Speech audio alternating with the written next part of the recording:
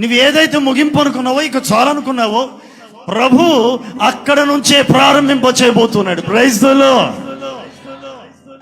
ఓటమట గెలుపుకి తొలిమెట్టు వంటిది. ఓడిపోయామని చెప్పేసి అనుకుని ఇక చాప మడత పెట్టడం కాదు, ఇక చాలు అనుకోవడం కాదు. నీ ఓటమికి కారణం ఏమయ్యిందో, నువ్వు విఫలమవడానికి కారణం ఏమయ్యిందో గుర్తెరిగి ఈసారి అది జరగకుండా నువ్వు జాగ్రత్త పడాలి.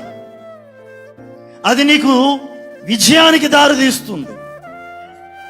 అంతేగా. ఫెయిల్యూర్ కారణం ఏంటి?